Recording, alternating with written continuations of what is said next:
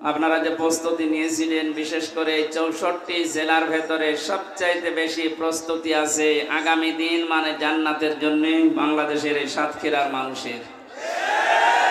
বহু পরীক্ষা দিয়েছেন আপনারা, এখনো পর্যন্ত পরীক্ষায় আছে।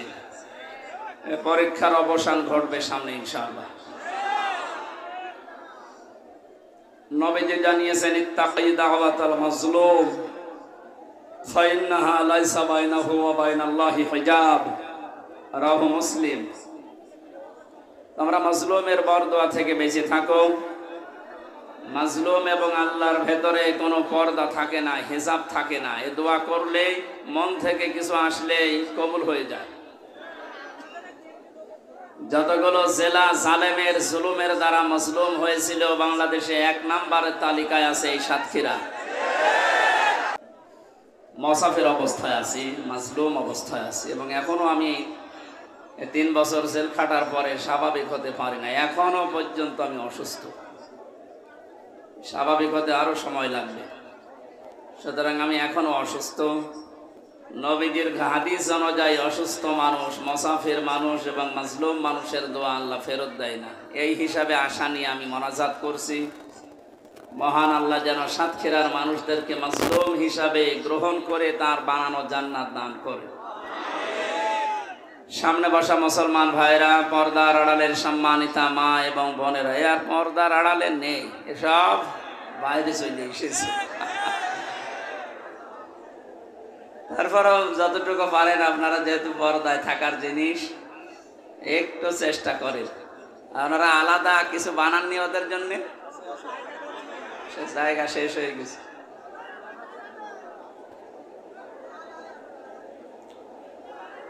প্রশাসনের ভাইরা এখন আর বলা লাগছে না, কারণ প্রশাসন তো এখন না হলেও আমরা পারছি। কয়েকদিন আগে এই যে আনসার বাহিনী দিয়ে একটা বিশৃঙ্খলার চেষ্টা চালিয়েছিল কিছু জালেমেরা। জালেম যারা, এদের অন্তরে আল্লাহ মোহর মেরে দেয়, এই জন্য ও মরণের আগে আর ভালো হয় না। এমনকি মরণের আগে যদিও চেষ্টা করে ও যে ভালো হয়ে যাব, আল্লাহ ওকে আর সুযোগ দেয় না। এর এই জুলুমের কারণে ওকে আল্লাহ এমন ভাবে মরণ দেয়, পৃথিবীতে ও ইতিহাস হয়ে থাকে। ওয়ালা ইয়াহসাবান্নাল্লাযীনা কাফারু আন্নামা নুমলি লাহুম খায়রুল লিআনফুসিহিম ইন্নামা নুমলি লাহুম লিয়াজদাদু ইসমা ওয়া লাহুম আযাবুম মুহিন। কোরআনে কারীমের সূরা আলে ইমরানের ভেতরে আছে, এটা 178 নম্বর আয়াত। আল্লাহ তাআলা বলেন, ওয়ালা ইয়াহসাবান্নাল্লাযীনা কাফারু আন্নামা নুমলি লাহুম খায়রুল লিআনফুসিহিম। হে নবী, যারা কাফের, এই মানুষগুলো মনে করে আমরা ক্ষমতার চেয়ারে বসে আছি, আল্লাহ মনে হয় আমাদেরকে ভালোবেসে কল্যাণের জন্য রেখে দিয়েছে। ইন্নামা নুমলি লাহুম লিয়াজদাদু ইসমা। ক্ষমতা বা চেয়ার বা টাকা পয়সা অর্থ সম্পদ দিয়ে রাখি এই কারণে যেন ওদের পাপের মাত্রা পরিপূর্ণ হয়ে যায়। আমরা তো কোরআনের আয়াতের সাথে বাস্তবতা মিলিয়ে দেখছি, অনেক কাফেরের জালেমের মানে পাপ পরিপূর্ণ হয়ে গেছে। কত মানুষের যে বরদোয়া তার উপরে। বাইরে এখন আমি যাচ্ছি, এখন টের পাচ্ছি যে মানুষ কি পরিমাণে ঘৃণা করে এই মানুষটাকে। আল্লাহ শেষের দিকে দিয়েছেন ওয়ালাহুম আযাবুম মুহিন। এদের জন্য অপমানজনক শাস্তি আমি আল্লাহ দুনিয়া আর আখিরাতে রেডি করে রাখি। তার বাস্তব প্রমাণ এই কালামানিক। ওর বেশি পর্যন্ত নাকি জনগণ উড়িয়ে ফেলেছে। আপনি টের পাচ্ছেন কত বড় অপমান। ও মনে হয় মরে যাওয়া ভালো। গত পরশুদিন আমার মামলার হাজিরা ছিল। জজ সাহেব যতগুলো মামলা ছিল সব ঢিসমিস করে দিয়েছে, বলে এই মামলার কোনো বিচার করা যায়। আমি মনে করলাম যে প্রশ্ন করি যে স্যার, আপনার হাতেই তো 3 বছর ছিল এই মামলাটা, তখন তো জামিন দিলেন না, এখন হঠাৎ করে কি এমন শক্তি আপনার ভেতরে ভর করেছে? হয়তো জিজ্ঞাসা করলে বলবে যে আমার হাত বাঁধা ছিল, এখন আমার হাত খোলা আছে। সাদাকে সাদা কালোকে কালো বলার সময় এখন, কারণ কোনো চাপ নেই। ছাত্র জনতার মাধ্যমে যে বিজয় আমরা পেয়েছি, আমরা এইরকমই একটা দেশ চাই যারা যে দায়িত্বে থাকবে যেন কোনো চাপে না থাকে। আপনারা জানেন সাবেক আইজি আব্দুল্লাহ আল মামুন এবং তার আগেরটা শহীদুল ইসলাম, দুইজনেই ধরা পড়ার পরে এখন 7 দিন আর 8 দিন করে রিমান্ডে আছে। এদের নির্দেশেই নাকি এদেশের হাজারের উপরে ছাত্র ছাত্রীকে গুলি করে দুনিয়া থেকে বিদায় দেওয়া হয়েছে। রিমান্ডে এখন না আমাদের যে অবস্থা করেছিল, মাটির নিচে নিয়ে কালো কাপড় দিয়ে চোখ বেঁধে, পেছনে হ্যান্ডকাপ দিয়ে ঝুলিয়ে, ডান্ডা বেড়ি পায়ে দিয়ে, দড়ি মাজায় টাঙিয়ে 11 ঘন্টা টাঙিয়ে রেখেছিল। আমার মনে হয় এদেরকে, আমার তো বিনা কারণে, আর এদের তো কারণ আছে। আবু সাইদ, মুগ্ধ, ইয়ামিন, আবু রায়হান সহ যত মানুষ হত্যা হয়েছে, এবং এই কয়েকদিন আগে এসে ভ্যানের উপরে লাশ তোলা হচ্ছিল, সেই লোকটাও ধরা পড়েছে। এদেরকে এখন আমাদেরকে যে দেখাইতো এই ডিম, এদের এই ডিম যদি একটু দেখান, এমনি সব স্বীকার করবে। সুতরাং যে মানুষগুলো জালেম ছিলেন, যারা জালেমের সহযোগী ছিলেন, জেনে বুঝে আপনি আর মুসলমান নেই, আপনি কাফের হয়ে গেছেন। এটা তো আমি বানালাম নাকি?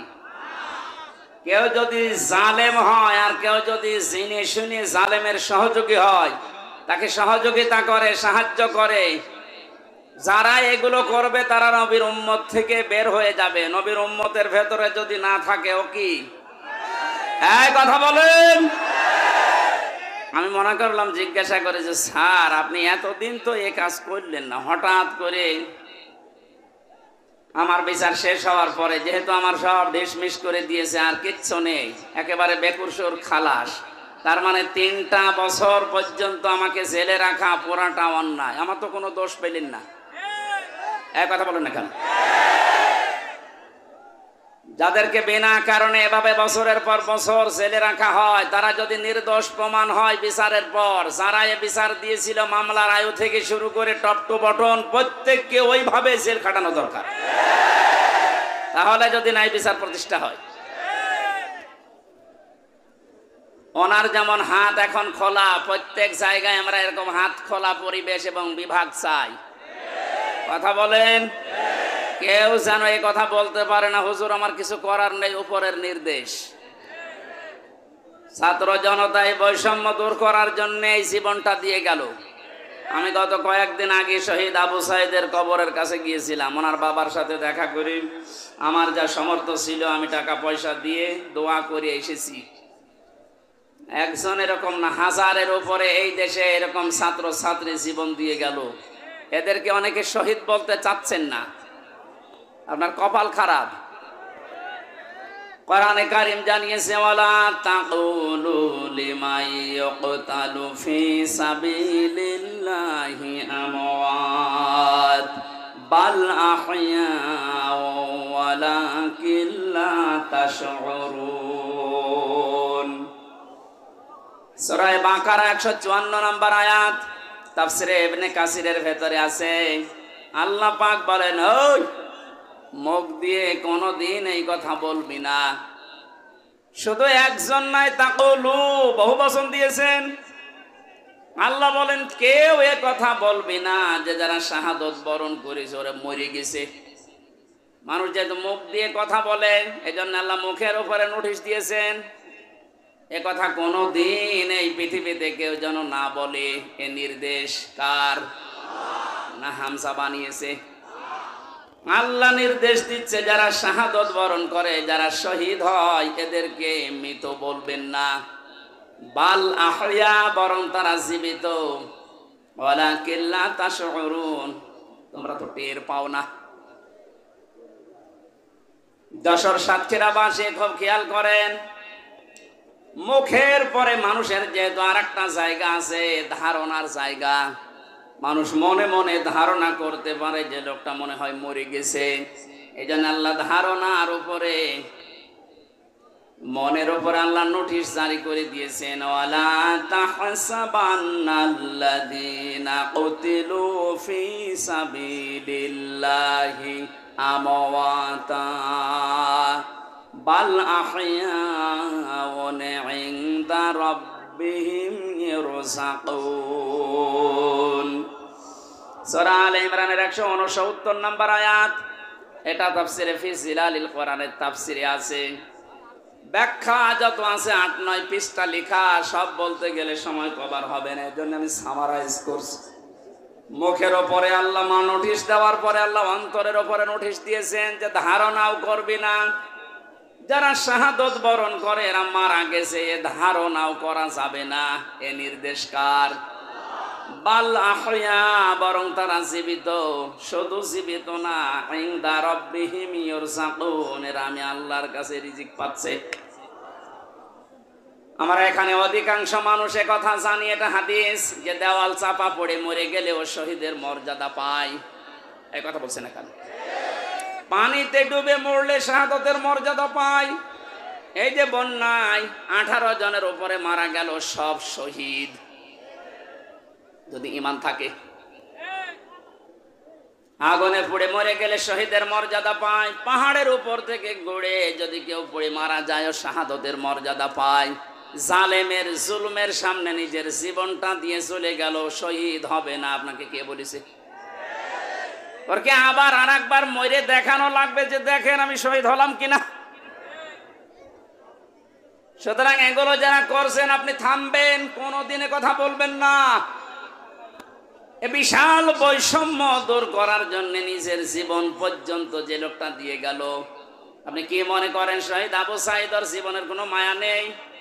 আপনি যেমন নিজের জীবনকে ভালোবাসেন, ও ছেলেটাও তো এরকম ভালোই বাসতো।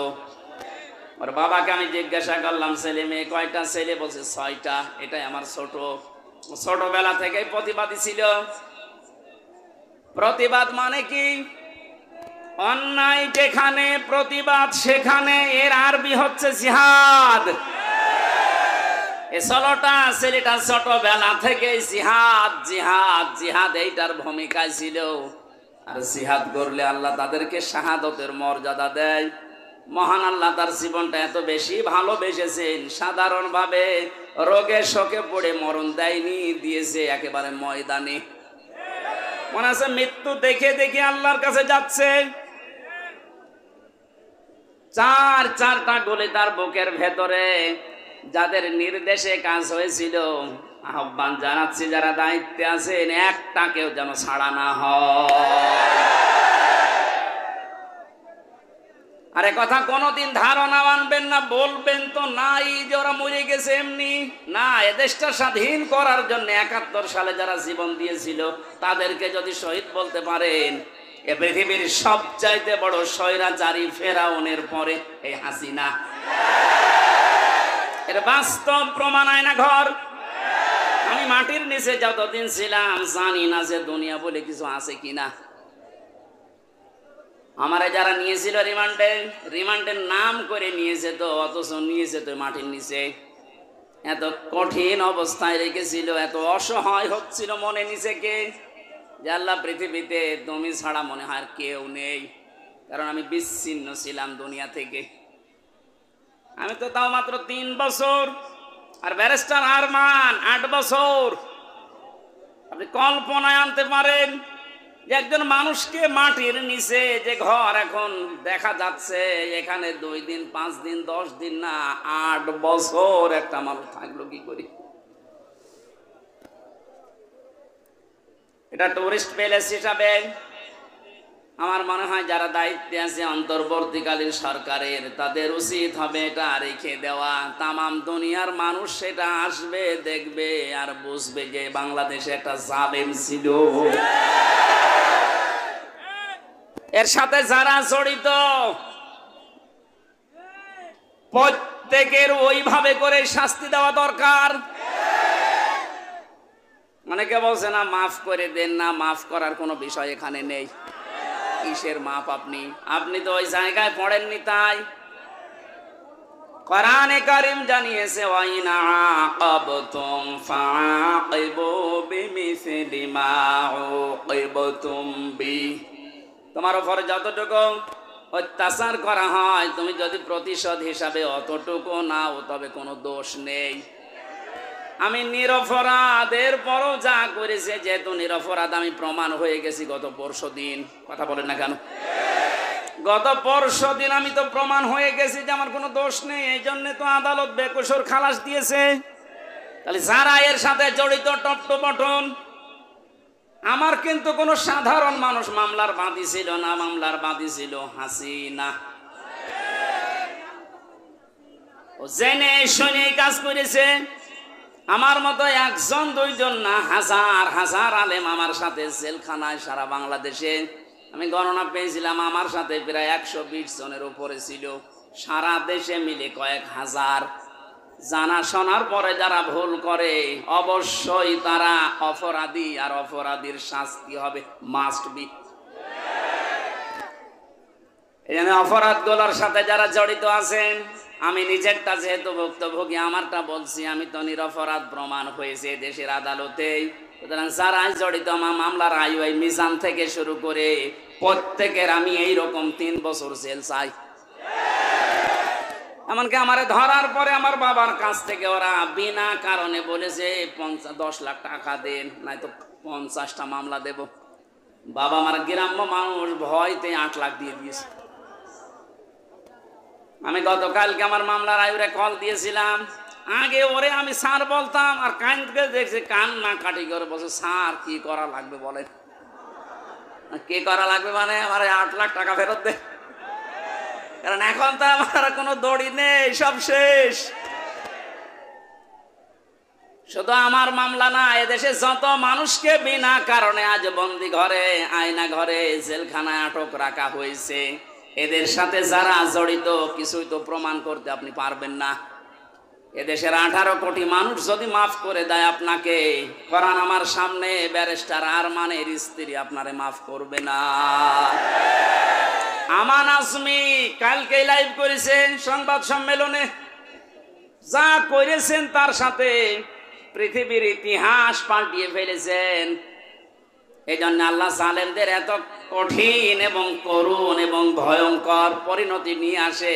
কালকে আদালত থেকে বের হওয়ার সময় দেখলাম হাজী সেলিম হাউ মাউ করে কাঁদছে। এজলাস আমি কিছু জানি না, কথা মুখ দিয়ে ভালো বের হয় না। নৌকা বলতে কি হৌকা বলে, নৌকা বলতে পারে না। কি হইল বলেন তো? জালেমের যতগুলো হত্যা মামলা, তার একটার যদি রায় হয় হত্যা মামলার, তে ফাঁসি হবে তার। অথচ বয়স চাই, এই বয়সে যে চরিত্র এখন দেখা যাচ্ছে, আমার মনে হয় এটা মুখে আনতেও আমার ঘৃণা করে। মানুষ এত নিচে নামে কি করে? এই যুবক মানুষে যদি একটু উল্টা পাল্টা করে তো মেনে নেওয়া যায়। 80 বছর বয়স, ওর শরীর চলে না, আর কি করছে? ওর দৃশ্য দেখে শয়তান মাঝে মাঝে হাসে, আল্লাহ তুমি আমারে শয়তান বানিয়েছো। হাজি নামে কলঙ্ক, হাজি সেলিম কত টাকার মালিক ছিল শুধু আল্লাহ জানে, আর ও জানে, তাছাড়া কেউ জানে না। টোকাই থেকে পর্যন্ত পৌঁছে কি হলো আপনার?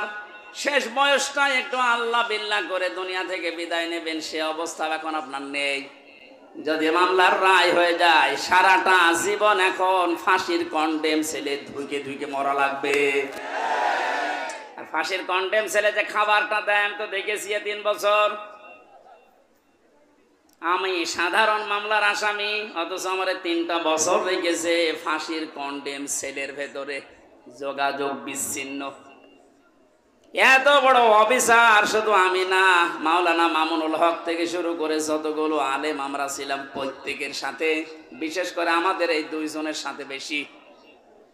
আমাদের এক জায়গায় যেতে দেয় না, একটু কথা বলতে দেয় না। কেউ যদি আমাদের কাছে আসে, কারারক্ষী দিয়ে পাহারা দেয় যে ওর কাছে যেন কেউ না যায়, আবার সিসি ক্যামেরা দিয়ে রাখে। কেন এমন কড়াকড়ি করলেন? কি হলো আপনার? মাজায় দড়ি দিয়ে, হাতে ব্যান্ডেজ লাগিয়ে হ্যান্ডকাপ লাগিয়ে ডান্ডা বেরি পরিয়ে যখন আদালতের সামনে দিয়ে নিয়ে যেত, মনে হচ্ছে গরু নিয়ে যাচ্ছে।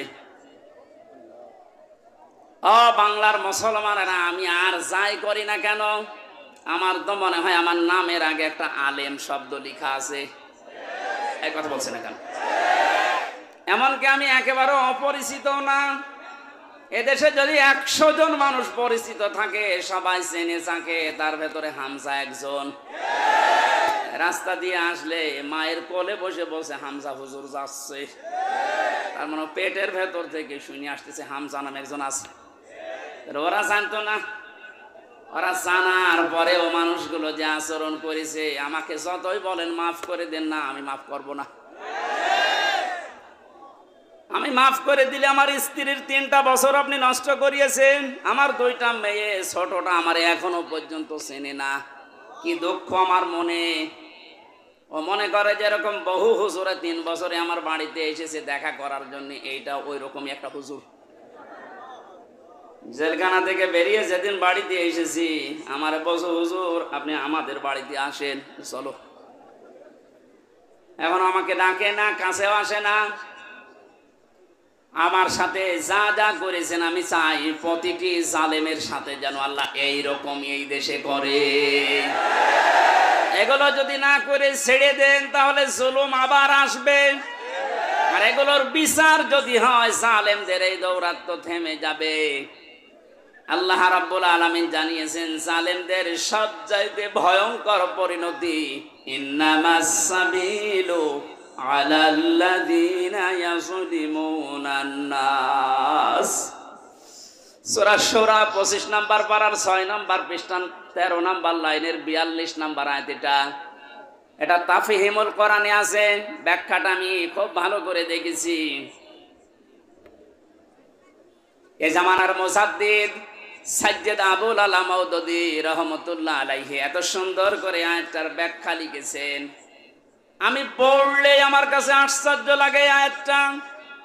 আল্লাহ পাক বলেন, এই পৃথিবীর ময়দানে জালেমদের দৌরাত্ম যাই হোক না কেন, দুনিয়া একদিন তো শেষ হবে।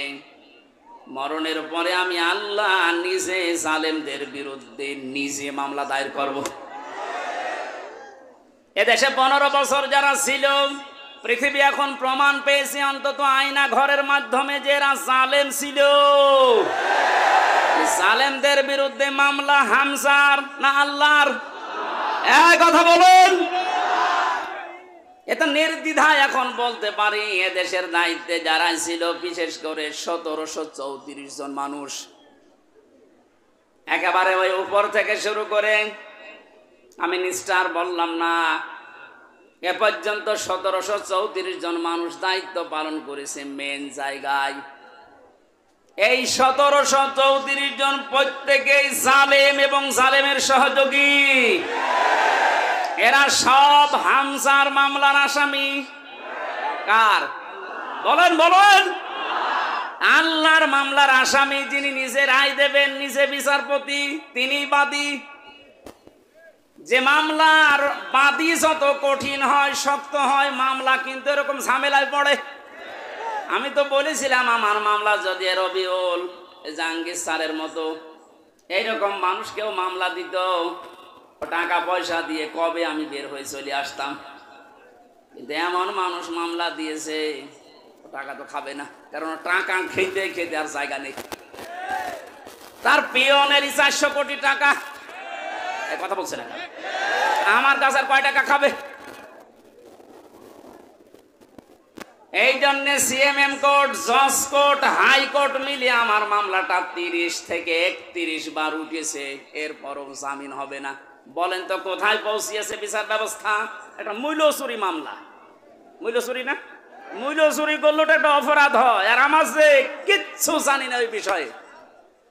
কোন পাগল ছাগল নাকি একটা কাঁচি, ধান কাটা কাঁচি নিয়ে গেছে সংসদ ভাঙার জন্য, ওরে কালকে হাজির করেছিল কোর্টে। আমার পাশে দাঁড়িয়ে, এই আমার চেনো? বলছে না। আমার নাম বললে কি করে? বলছে আমারে বলতে বলিস।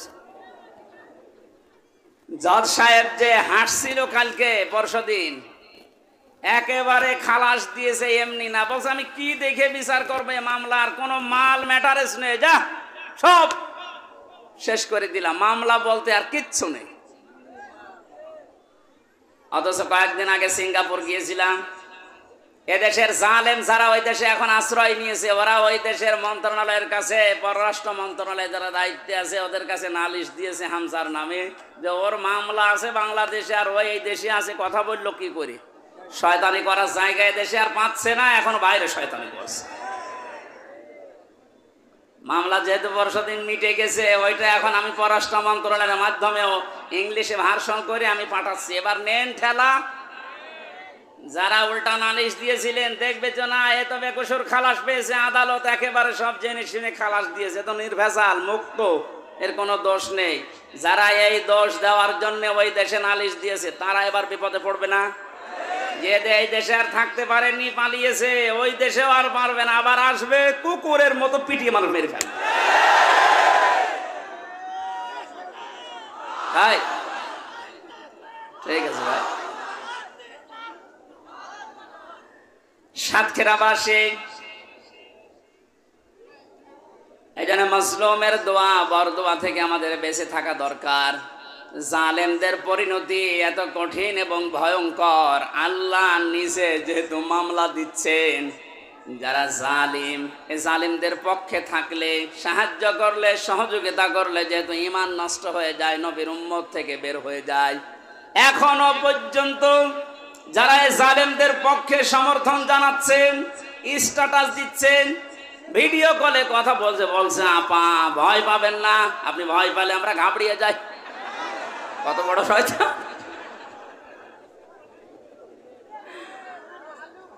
আমার তো মনে হয় ওর ভিডিওটা আমি দেখলাম, শয়তান তো আমি দেখিনি, যদি দেখতাম মনে হয় শয়তান ওরকমই হইতো। এখনো পর্যন্ত যদি জালেমের কেউ সাপোর্ট করেন, এখানে কেউ থাকেন, আপনি তাওবা করেন নাই তো আপনিও বেঈমান হয়ে মরবেন। সুতরাং জালেমরা যা ভেবেছিল যে আমরা এই ক্ষমতা পেয়েছি, মনে হয় আল্লাহ আমারে দয়া করে দিয়েছে। আমারে যখন প্রথম সে 11 সালে 10 সালে গ্রেফতার করে, আমি সুদের বিরুদ্ধে কথা বলেছিলাম, তাই মসজিদ থেকে ধরে নিয়ে গেল যে উনি শিবির করে, শিবিরের ক্যাডার, রক কেটে বেড়ায়।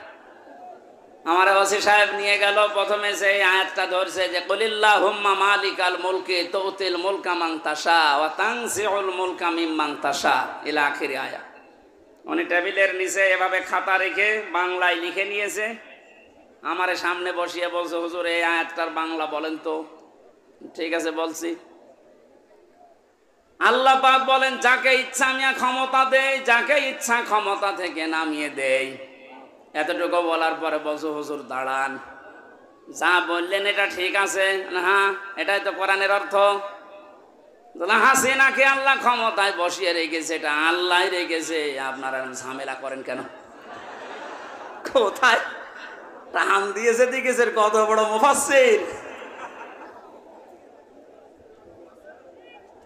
অথচ সূরা আলে ইমরানের 178 নম্বর আয়াতটা গত কয়েকদিন আগে আমি তাফসীর সহ পড়তে গিয়ে দেখি ওই ওসির কথার পুরা উল্টা। আল্লাহ বলেন কাফের জালেম এদেরকে আমি ক্ষমতার চেয়ারে বসিয়ে রাখি যেন ওদের পাপের মার তা পরিপূর্ণ হয়ে যায়। পাপ যখন একেবারে পরিপূর্ণ হয়ে যায়, তখন আর ভালো হওয়ার নিয়ত থাকলে ওরে আমি আর সুযোগ দেই না, যেমন ফেরাউনকে দেইনি। তখন আমি কি করি? ওদের জন্য যন্ত্রণাদায়ক এবং অপমানজনক একটা শাস্তির ব্যবস্থা করি। আমার মনে হচ্ছে পৃথিবীতে আল্লাহ যদি কিছু নাও দেখায়, ইনুর সাথে যা দেখালো আমার জীবন ধন্য হয়ে গেছে। এই শয়তান আমার এমপি থাকাকালীন কুষ্টিয়ায় ঢুকতে দিত না, বলতো শিবির করে ও ঢুকতে পারবে না। এই যে হানিফ আমার চাচা, নিজের চাচা, আমার দাওয়াত দিয়েছে খাওয়ার জন্যে, যদিও সে আওয়ামী লীগের চেয়ারম্যান। আমি খাবার খেতে গেছি, ওপর থেকে ওরে কল দিয়েছে হামসাকে কেন আনলেন? বলো আমার ভাইয়ের ছেলে ভাতিজা, ওরে ডাক দেবো না। বলে না, আওয়ামী লীগ করলে কোনো শিবির জামাতের লোককে বাড়িতে খাওয়ানো যাবে না। আপনি কোথায় পৌঁছিয়েছিলেন? আপনার এই কারণেই তো আল্লাহ এত নিচে নামিয়েছে। এখন কুষ্টিয়ার বর্তমান যে অবস্থা, কান খাড়া করে শোনেন খুলনার বিভাগের মানুষেরা, কুষ্টিয়া আমাদের শেষ জেলা এই বিভাগের। যা করেছে আমি যতটুকু দেখতে পাচ্ছি এখন কুষ্টিয়ায় এই যে দুইজনের নাম বললাম, এরা যদি একা একা বের হতে চায় মানুষ পিটিয়ে মেরে ফেলবে। পুলিশ নিয়ে বের হয়েছিল আদালতে, তাও মানুষ ডিম নিয়েছে, লাথি দিয়েছে। আর একা একা থাকলে মানিকের মতো বিসি কেটে নেবে।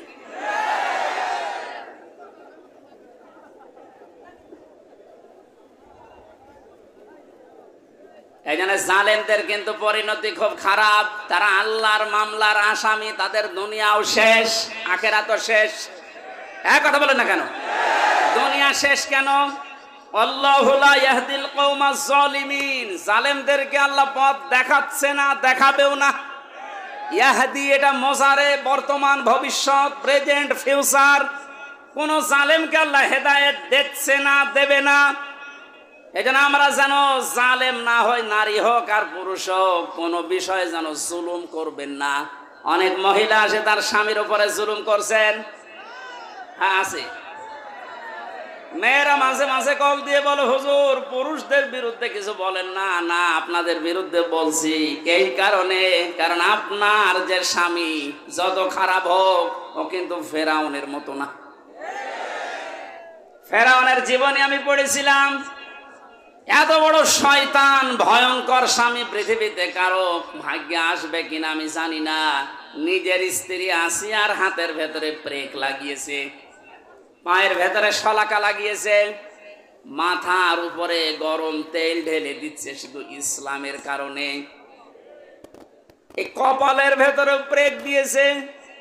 এ কঠিন অবস্থায় যখন এই শাস্তি চলছিল, আল্লাহ জিবরাইলকে পাঠিয়ে দিলেন, জান্নাতটা মেলে ধরো। হযরতে জিবরাইল এসে যখন জান্নাত দেখালেন, হযরতে আসিয়া ডাক দিয়ে বলেছিলেন, মাবুদ তুমি আমার জন্য জান্নাত পাঠিয়েছো, আমি জান্নাত চাই না, আমি চাই তুমি যেখানে থাকো ওই জায়গায় একটা ঘর আমার জন্য বানিয়ে দাও, যেন সব সময় তোমাকে দেখা যায়। দ্বিতীয় নম্বর, একটু ভালো করে মেয়েরা, এটাই আপনার ওয়াজ। দ্বিতীয় নম্বর তিনি বলেছিলেন, ওয়ানাজ্জিনি মিন ফিরআউনা ওয়া আমালিহি ওয়ানাজ্জিনি মিনাল কওমিজ জালিমিন। সূরা তাহরিমের 12 নম্বর আয়াত। হযরতে আসিয়া বলেছিলেন, মাবুদ আমার স্বামী আমার উপর যে অত্যাচার জুলুম করছে, লোকজন দিয়ে নিজেও দেখতেছে, তুমি এই জুলুম অত্যাচার থেকে আমাকে বাঁচাও, কিন্তু আমার স্বামীর উপরে তুমি গজব দিও না।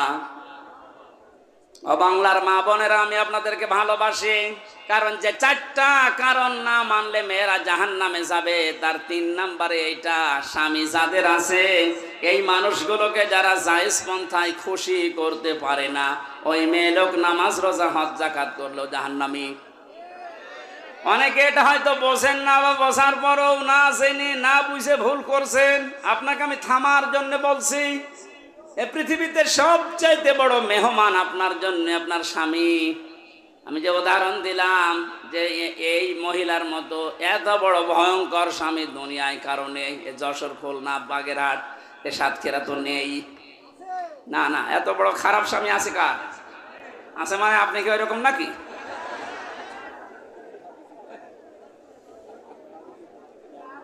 এত বড় শাস্তি দেওয়ার পরেও তিনি যদি বরদোয়া না দেন স্বামীর জন্যে, আর আপনার একটা সাবান কম হয়ে গেলে, শাড়ি কম হলে আপনি বরদোয়া দেন। স্বামীর বাড়িতে এসে যে কষ্ট স্বীকার করছেন, মনে করবেন আমার সাদগা দেওয়ার সওয়াব হচ্ছে প্রতিনিয়ত। এখানে যে সমস্ত মা বোনেরা স্বামীর বাড়িতে অত্যাচার, জুলুম, নির্যাতনের শিকার হয়ে আছেন, আপনার কিন্তু প্লাস পয়েন্ট, আপনি জান্নাতের দিকে এগিয়ে যাচ্ছেন। মাঝখান থেকে ফেরাউন মার্কা যদি আপনার ওই স্বামীটা হয়, ও জাহান্নামের দিকে এগিয়ে যাচ্ছে। বলেন নাউজুবিল্লাহ। এই জন্য আমার স্ত্রীর দ্বারা যেন স্বামী জুলুমের শিকার না হয়, স্বামীর দ্বারা কোনো স্ত্রী যেন জুলুমের শিকার না হয়। জুলুম এত বড় মারাত্মক একটা অপরাধ। আর জুলুমু যুলুমাতুন ইয়াউমাল কিয়ামাহ, নবীজি বলেন জুলুম কিয়ামতের দিন ঘোর অন্ধকার হয়ে মানুষের সামনে দেখা দেবে। না আমরা যা করি না কেন, অন্তত জুলুম থেকে যেন আমরা বেঁচে থাকি। বলেন আমিন। এটা আল্লাহ এত বেশি ঘৃণা করেন এই জুলুমকে। সূরা ইব্রাহিম 13 নম্বর পারা 19 নম্বর পৃষ্ঠা 12 নম্বর লাইনের 42 নম্বর আয়াতটা আল্লাহ জালেমদেরকে নাজিল করেছেন তাদের দেখে। ওয়ালা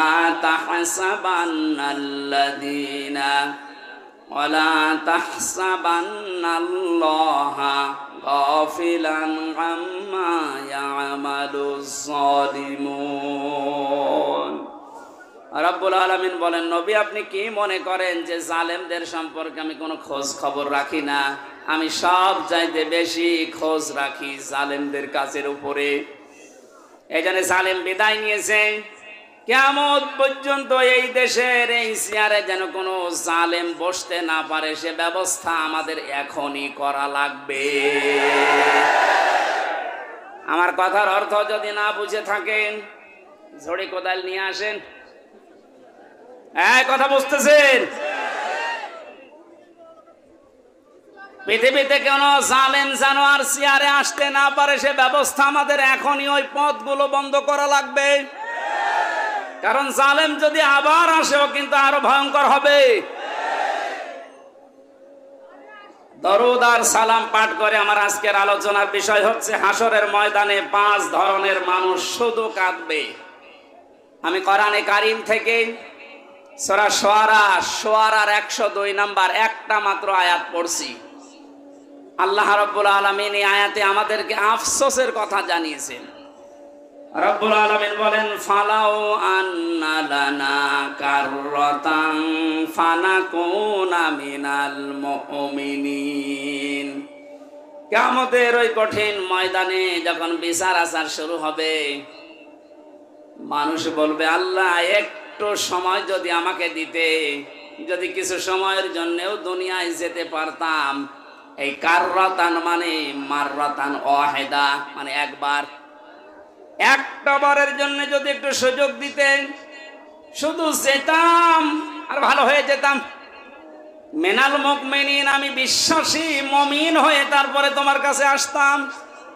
আল্লাহ পাক বলেন, না, আজকের এই ময়দানে যত ধরনের যত শ্রেণীর মানুষ এই ময়দানে বসে আছে, দাঁড়িয়ে আছে বিচারের জন্যে, 5 প্রকার মানুষের ভেতরে শুধু কাঁদতেই থাকবে। এখন আগে মিলিয়ে দেখেন তো এই 5 প্রকারের ভেতরে আপনি আছেন কিনা। 1 নম্বরে কোরআনে কারীম নাম দিয়েছে তাদের যারা কাফের। কারা কাফের? তো দেশে নেই। কোন মানুষ যদি কাফেরকে কাফের না বলে, কাফের ধারণা না করে, সেও কাফের। এই কথা বুঝতেছেন? আপনি কাফেরকে কাফের মনে করেন না, ধারণাও করেন না, মনে করেন না আমার মতোই ও মুমিন, আপনিও কাফের হয়ে যাবেন। কোরআনে কারীম কাফের কাদেরকে জানিয়েছে, ইন্নাল্লাযীনা কাফারু বিআয়াতিনা। কাফেরের যতগুলো সংজ্ঞা আছে, 1 নম্বরে আল্লাহর কোরআনের আয়াতকে যারা মিথ্যা মনে করে, এরা হচ্ছে কাফের। এদেশে এরকম মানুষ নেই? আরো জোরে বলেন। আজকে 4 তারিখ, 1 মাস আগে মাত্র এতগুলো মানুষ এক জায়গায় কোরআনের কথা শুনবে। 96% মুসলমানের দেশে 14 জায়গায় পারমিশন নেওয়ার পরেও অনুমতি মিলত না। কথা বলে না কেন? আমির হামজা কুষ্টিয়া থেকে আসবে ওর বাবার কথা বলার জন্যে, ওর দাদার কথা বলার জন্যে। আপনিও জানতেন যে ও কোরআনের তাফসীর করে, ও তাফসীর করার জন্য আসবে। এই যে জানা শোনার পরে শুধু আন্দাজে একটা এক লাগিয়ে যে জামাত ইসলাম করে, ও শিবির করে, এই ধোয়া তুলে আপনি বন্ধ করে দিতেন, আপনি কাফের। কারণ এই কাজটা করে দুনিয়ায় কাফেরেরা। এই কাজটা যে কাফেররা করে আমি বানালাম? বলেন। সূরা হামিম সেজদা 26 নম্বর আয়াত। وقال الذين كفروا لا تسمعوا لهذا القرآن والغوا فيه لعلكم تغلبون। রব্বুল আলামিন বলেন, কাফেররা সিদ্ধান্ত নিয়েছিল ১৫০০ বছর আগে, সব চলতে দাও দুনিয়াতে, কোরআন যেন না চলে। 15 বছর এইটাই সিদ্ধান্ত চলছিল যে সব চলতে দাও, 12 মাসে 13 পূজা না 14 পূজা হোক, অসুবিধা নেই। কোন অনুষ্ঠানে বাধা দিয়েছেন আপনি বলেন? না, শুধু একটা অনুষ্ঠানে বাধা ছিল, কোরআনের। বলেন বলেন, এ কাজ কাদের? কাফেরদের। কাদের? সুতরাং 15 বছরে যারা আলেমদের কাছ থেকে মাইক কেড়ে নিয়েছেন, আপনি কাফের। আপনার জন্য জানাজার দরকার নেই, কবরে দেওয়ার দরকার নেই। আপনি এমনিতেও জাহান্নামে যাবেন, অমনিতেও জাহান্নামে যাবেন, আপনাকে পুড়িয়ে ফেলা দরকার। কথাটা একটু কড়া হয়ে গেল নাকি? কিচ্ছু কড়া হয়নি। এই 15 বছর বহু জ্বালাতন করেছেন। বাংলাদেশের 64 জেলার প্রায় 36টার উপরে জেলায় আমাকে কোরআনের কথা বলতে দেয়নি, তার ভেতরে সাতক্ষীরা একটা। কথা বলেন না কেন? বহুবার এসে এসে সেই কুষ্টিয়া থেকে এখান থেকে আবার ফেরত দিয়েছে রাত 10টায়, 9টায়, 11টায়। যান, হবে না। কেন? কোনো দোষ নেই। কোরআনের কথা বলতে যারা বাধা দেয়, আল্লাহ বললেন এরা কাফের, আর আপনি কাফের মনে করেন না, আপনিও কাফের। আর কিয়ামতে সবচাইতে বেশি কাঁদবে কারা? এরকম কাফের যদি সাতক্ষীরায় থাকেন, মুসলমান হন। আমি পরশুদিন একটা মুসলমান বানিয়েছি গাইবান্ধায়। না, ও আসলে হিন্দু। যারা বাধা দেয় কোরআনে, এরা হিন্দুর চাইতেও খারাপ। ডক্টর মোহাম্মদ ইউনূস লোকটাকে চাই মনে করেন। অনেকে লাফাচ্ছে যে ওর কি, আপনি কি বোঝেন? ওর খুঁটি কোন জায়গায় বাধা, ওর পেছনে কোন দেওয়াল আছে আপনি টের পাচ্ছেন? বিভিন্ন ইস্যু তৈরি করে মাঠে ময়দানে নামেন আর বাড়ি ঘেরাও করব, বাড়ি ঘেরাও করব। আরে ভাই, ইউনূস কি আপনি এখনো টের পাননি? আমার এই যে মোবাইলটা কালকে আদালত দিয়েছে 3 বছর পরে, এ মোবাইলে যদি কল আসে, সর্বোচ্চ তারেক জিয়ার পিএস অপু ভাই থেকে কল আসবে, এর চাইতে উপর থেকে আর আসবে না। উনি আমার সাথে 3 বছর জেলে ছিল, একটা পরিচয় আছে। তারেক জিয়ার পিএস অপু, নাম শোনেননি? উনি হয়তো কল দিতে পারে, খুব ভালোবাসে আমারে। আর ডাক্তার ইউনূসের মোবাইলে কল আসে একেবারে বারাক ওবামা, জো বাইডেন থেকে, শি জিনপিং থেকে। আপনি টের পান? আন্দাজে লাফান। আনসারের নাম নিয়ে লাভ দিয়েছিলেন, পিটিয়ে মানুষ ঘরে ঢুকিয়েছে। ওদের যে চরিত্র দেখবেন কিছুদিন পরে এই রাজবাড়ি গোয়ালন্দ ঘাটের এই বেশ্যাদেরকেও রাস্তায় নামাবে। ওরা এটাই চালাচ্ছে এখন, কিচ্ছু ছিড়তে পারবেন না। এই লোকটার পেছনে যাই থাক, যে খুঁটি আছে ও খুঁটি নড়ানোর জন্য ভারত, চীন, রাশিয়া, এদের দ্বারা সম্ভব না। তামাম দুনিয়াও যদি এখন একদিকে হয়ে যায়, ওরা একদিকে থাকলে তাও পারা সম্ভব না। বাস্তবতা ওইটাই বলে। মানে ক্ষমতা নেওয়ার পর দিন থেকেই ঘোষণা দিয়েছে এদেশে অন্যান্য ধর্মীয় অনুষ্ঠান যেভাবে চলে, পূজা পার্বণ, কোনো অনুমতি লাগে না। আল্লাহর কোরআনের অনুষ্ঠানে এদেশে কোনো অনুমতির প্রয়োজন আর কোনো দিন হওয়ার দরকার নেই। ওনার জীবনে কি আছে না আছে আমি জানি না। আল্লাহ যদি ওনাকে মাফ নাও করে, এই কথাটার কারণে আশা করছি মাফ করে দেবে। যে লোকটা কোরআনে কারিম এভাবে ওপেন করে দিতে পারে, যারা উন্নয়নের রোল মডেল করছিল, কি করেছিল তারা? তারা আরো 144 ধারা জারি করে কোরআনের আলোচনা বন্ধ করে দিত। এখানে কাফেরদের সাথে আত্মীয়তাও বন্ধ করা লাগবে। আমার বংশের 100 জনের 98 জন এরকম ছিল। আমি ঘোষণা দিয়ে দিয়েছি অলরেডি, কারণ এরা খুব খুশি ছিল আমি জেলে থাকাকালীন। এরা খুব খুশি ছিল। আমার বাবাকে মাঝে মাঝে টিটকারি দিত যে নাও করো এবার জামাত ইসলাম। 5 তারিখের পরে ও যখন পালিয়েছে 1:30টার সময়, বিকাল 5টা বাজতে বাজতে বাড়ি থেকে কল যাচ্ছে, ভাতিজা আমরা সব আল্লাহর ওলি হয়ে যাচ্ছি। এখন আল্লাহর ওলি হচ্ছ, এর আগে কি করেছিলে? কাফেরদের জানাজা পড়া যায় যাচ্ছে। ঘোষণা দিয়েছি যারা ইসলাম কায়েম হবে এইটা চাই না, সে আমার বংশের লোক না, আমার বাবা হলেও জানাজায় আমারে ডাকবেন না। কারণ ওর জানাজা হাম জানা, কাবা শরীফের ইমাম পড়ালেও জাহান্নামে যাবে। মানে কাফের যারা, এক কথায় বলছি, ইসলামের কোন বিধানকে জানার পরে যারা গোপন করে রাখে এরাও এক প্রকার ডিজিটাল কাফের। আর এই বাংলাদেশে এটা সবচাইতে বেশি। এই কথা বলছে না কেন? 2 নম্বরে মুশরিক, এটা কঠিন শব্দ। কোরআনে কারীম জানিয়েছে ওয়াল্লাযী আরসালা রাসূলাহু বিল হুদা ওয়া দীনিল হক লিইয়ুযহিরাহু আলাদ-দীনি কুল্লিহি ওয়ালাউ কারিহাল মুশরিকুন। তিনি সে আল্লাহ যিনি তার রাসূলকে দ্বীনে হক দিয়ে, সত্যের বিধান দিয়ে দুনিয়ায় পাঠিয়েছেন।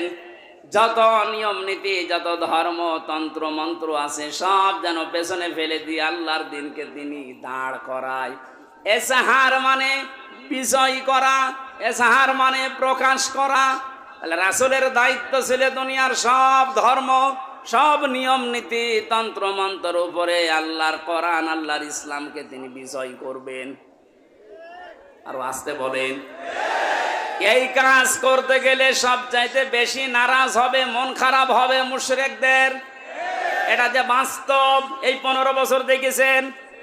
ওরা শেষ পর্যন্ত না পেরে কোরআন যেন দেশে কায়েম না হয় এজন্য নিষিদ্ধ করেছিল 1 তারিখে। আল্লাহ পুরা উল্টিয়ে 4 তারিখ আসতে আসতে পুরা পাল্টিয়ে দিয়েছে। বাংলাদেশে কোরআন কায়েম হওয়ার বিপক্ষে সবচাইতে বেশি মুশরিকরা। মুশরিক এই দেশে বেশি নেই, না না, এটা নেই বলেই তো প্রতিবেশী যারা, ওরা এই দেশকে যেন মুশরিক বানানো যায় এজন্য বহু কায়দায় ষড়যন্ত্র করছিল। মাদ্রাসায় ইসলাম শিক্ষা পড়াচ্ছে হিন্দু। আপনি চিন্তা করেছেন কোথায় নেমেছে? জাতিকে একটা মুশরিক জাতি বানানোর জন্য পাকাপোক্ত নিয়ম চালু করে দিয়েছিল। এভাবে যদি 10টা বছর চলতো, এ পুরা বাংলাদেশ পাল্টিয়া আমরা মুসলমান শুধু নামে থাকতাম, কামে মুশরিক হয়ে যেতাম। জাতিকে শিরিক করানোর জন্য কত পায়তারা, কত প্রকল্প হাতে নিয়েছে। মোড়ে মোড়ে মূর্তির নামে, ভাস্কর্যের নামে, এই কথা বলছে না কেন? এটা যে শিরিক সেটার প্রমাণ পেয়েছে। 5 তারিখে আসরের আগে সব শেষ। আমার কুষ্টিয়ায় যেটা ছিল বিকাল 5টা পর্যন্ত, এই 1:30টার পর থেকে আরম্ভ হয়েছে, 5টা পর্যন্ত শুধু ভাঙতে সময় গেছে। শয়তানি এত শক্ত ছিল, এত টাকা খরচ করে বানিয়েছে। কি করলেন আপনি? শুধু কুষ্টিয়া না, কোটি কোটি টাকা খরচ করে সারা দেশে যেভাবে শিরিক চালু করেছিলেন, এদেশের মানুষের আর কিছু না থাক, অন্তত যাদের অল্প ঈমানও আছে এদেরকে দিয়ে আপনি শিরিক করাতে পারবেন না। এই জন্য মাত্র 3-4 ঘন্টার ব্যবধানে পুরা দেশ থেকে শিরিকের যত শিকড় ছিল সব মূলোৎপাটন করে ফেলেছে। কথা বলেন ঠিক কিনা? আমরা শিরিক করে আল্লাহর কাছে কিয়ামতের ময়দানে অজরে কাঁদতে চাই না। আমরা, আল্লাহ আমাদেরকে বাঁচিয়ে দিয়েছে। আল্লাহ যেহেতু বাঁচিয়েই দিয়েছে, ভবিষ্যতে কেউ যেন আমাদেরকে শিরিক করাতে না পারে সজাগ থাকা লাগবে। কোন দরকার নেই মাথার উপরে কারো ছবি রাখা, ওখানে আল্লাহু আকবার লিখে রাখেন, আয়াতুল কুরসি লিখে রাখেন, শয়তান আসবে না। যদি কাউকে আপনি উপরে রাখেন, এটা কোরআনের পুরা খেলাফ। অকালিমাতুল্লাহি হিয়াল উলিয়া আল্লাহু আজিজুন হাকীম। আল্লাহ পাক বলেন উপরে থাকবে আমার কালেমা। কোন কারণে মরা মানুষের ছবি টাঙানো লাগবে ওখানে? এটা প্রকাশ্য একটা শিরিক। এটা কি? এই মুশরিকরা সবচাইতে বেশি কাঁদবে। একটা রাষ্ট্র কত বড় দুর্নীতিগ্রস্ত হলে জাতীয় মসজিদের ইমাম পর্যন্ত পালিয়ে যায়। ছোটখাটো মসজিদের ইমাম যারা জালেমদের সহযোগী তারা তো পালিয়েছে। সর্বোচ্চ মসজিদ বাইতুল মুকাররমের খতিব পর্যন্ত পালিয়েছে। দোষ না থাকলে, ভয় না থাকলেও পালাবে কি করতে? কোথায় পৌঁছিয়েছিল? আল্লাহ আমাদেরকে হাতে ধরে বাঁচিয়েছে। 3 নম্বরে আল্লাহর দরবারে কাঁদবে সবচাইতে বেশি মুশরিক, মুনাফিক। 4 নম্বরে বেদাতি। ইসলামের নাম বলে ইসলামের ভেতরে প্রবেশ করিয়ে ইসলাম বলে চালিয়ে দেয়। এটা বাংলাদেশে খুব বেশি ছিল, এই ব্রাহ্মণবাড়িয়া কুমিল্লা এলাকায়। এখন সবগুলো মাথা নিচু হয়ে গেছে। বিশেষ করে চট্টগ্রাম এলাকায় যে নূরে বাংলা, ইংলিশ বাংলা, জাঙ্গি হুজুর নাম শোনেননি?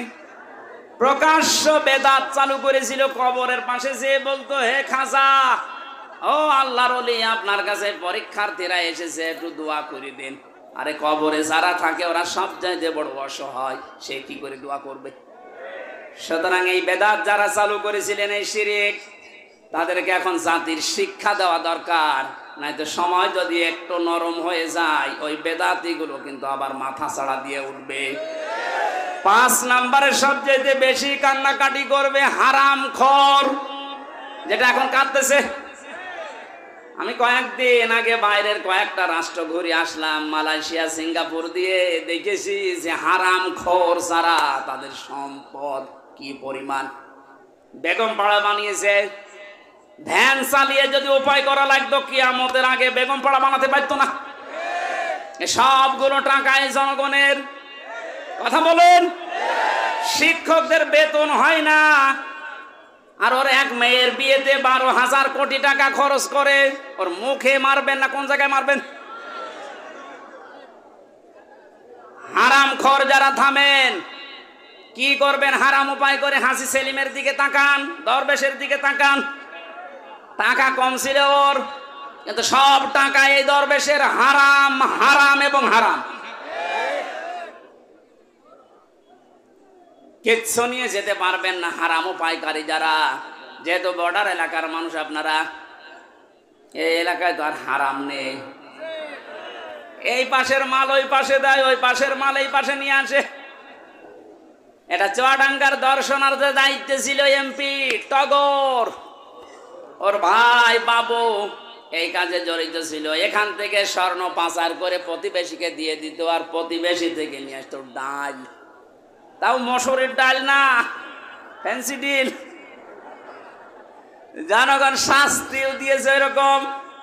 অবৈধ ইনকাম করে যা বানিয়েছিল সব আল্লাহর রাস্তায় পুড়িয়ে দিয়েছে। এখান থেকে একটু শিক্ষা নিতে পারেন না?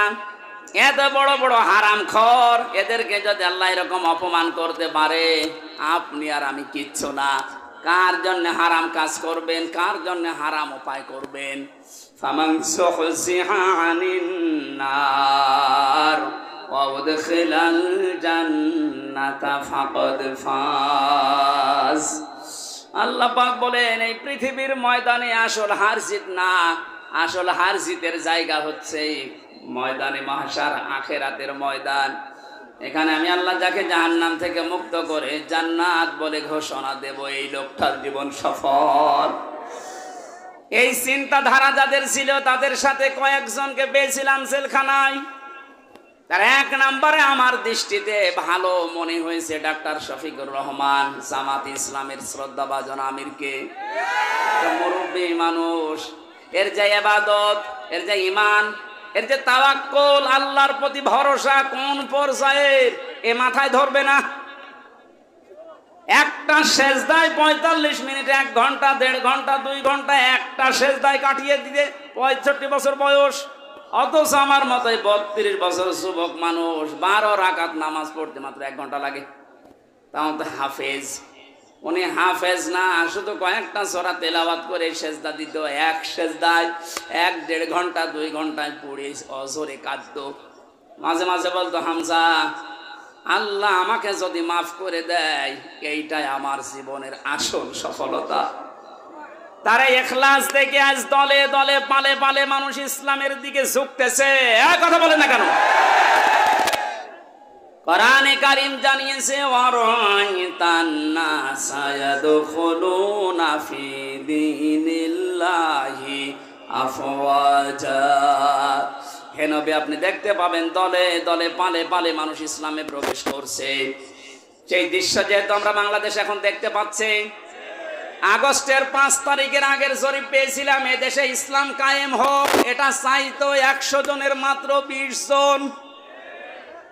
এই যে এখন আজকে 4 তারিখ, কালকে জরিপ পেয়েছি এই দেশে এখন 100 জনের 35 জন মানুষ চাচ্ছে যে ইসলাম কায়েম হোক। আর কিছুদিন যেতে দেন এভাবে, যদি 51% মানুষ চায় যে দেশে ইসলাম কায়েম হোক, তখন আর কেউ বাধা দিয়ে আটকাতে পারবে না। এটা আমরা দেখতে চাই কিনা? এই চুপ করেন।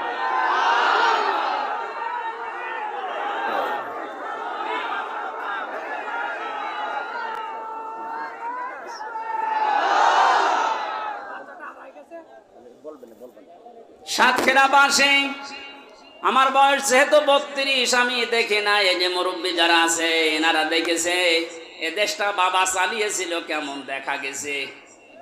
কথা বলছে না কেন? বাবার সময় অনেকে দুর্ভিক্ষে পড়েছিল না? কথা বলে না কেন? স্বামী চালিয়েছিল, শহীদ প্রেসিডেন্ট জিয়াউর রহমান, তাও আমরা দেখেছি না? আমি দেখি নাই, ওনারা দেখেছি। চাচা চালিয়েছে, সকালে এক কথা বলতো, বিকাল আর এক কথা। যেভাবে হোক অন্তত 9 বছর আমি দেখি নাই, কারণ আমার 92 সালে জন্ম। বউ চালিয়েছে যেভাবে হোক, ভাবিও চালিয়েছে। এখন শুধু দেখতে বাকি আছে কোরআন দিয়ে সংসদ চললে কেমন দেখা যায়। এইটা দিয়ে দেশ চললে কি শান্তি আপনি এখনো দেখেননি, বোঝেননি। এটা এবার বোঝার সিস্টেম আসতেছে। আল্লাহর কাছে মোসাফের অবস্থায় হাজারো মানুষ নিয়ে দোয়া করছে, আল্লাহ জীবনে কিছুই যদি তোমার ভালো না লাগে, আজকের এই দৃশ্য দেখে অন্তত এটা কবুল করো যে কোরআন দিয়ে দেশ চলছে, এটা যেন আমরা দেখে মরতে পারি। আকাঙ্ক্ষা আছে কাদের? দেখি লিল্লাহি তাকবীর।